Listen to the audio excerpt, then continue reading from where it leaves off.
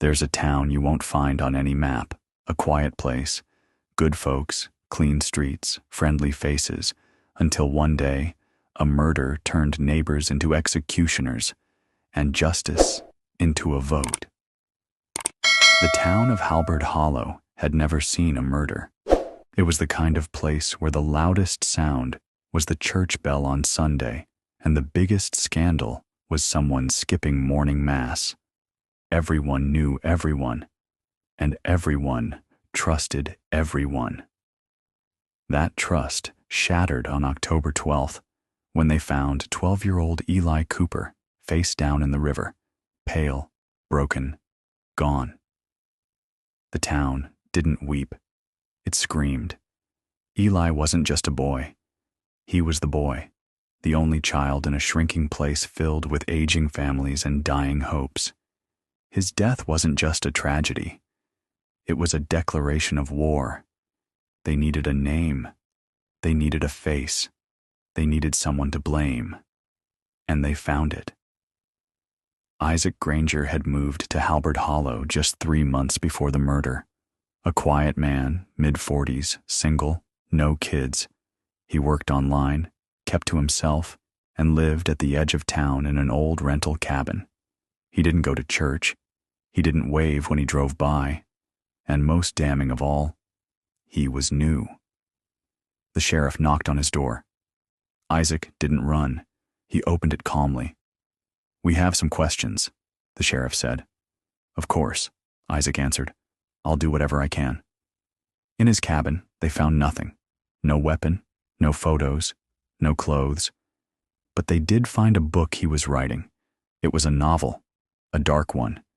And in it, there was a boy, and a river, and death. The mayor called an emergency meeting in the town hall. It was packed. Angry voices echoed through the walls like thunder. "Trial?"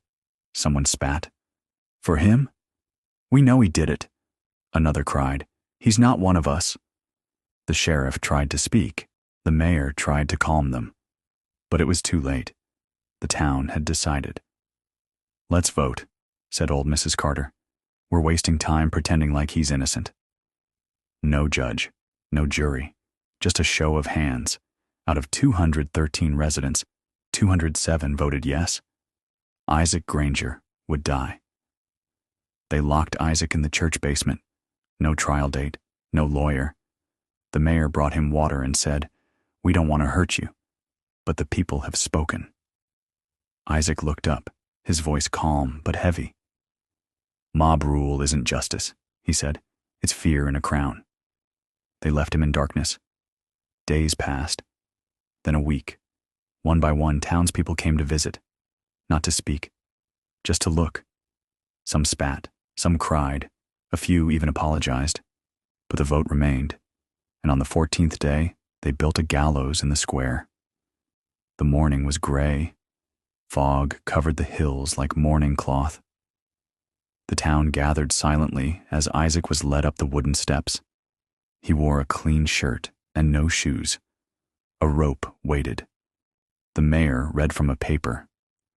"By the will of the people of Halberd Hollow, and by the burden of grief and rage we all carry, the man known as Isaac Granger shall be put to death, without trial, for the murder of Eli Cooper."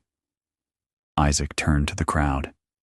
"I didn't kill your boy," he said quietly, "but maybe I died the moment I moved here." The lever was pulled. The crowd flinched. A few looked away. No one clapped. Justice was done. 3 days after the execution, hikers found a bloody knife and torn child's clothing deep in the forest, with DNA that matched Eli Cooper, and fingerprints, not Isaac's. The prints belonged to George Miller, Eli's uncle, a drunk, abusive, known for violent rages. He'd disappeared the day Eli died. The sheriff had assumed he'd left town. He hadn't. His body was found later. Suicide. A note confessed everything.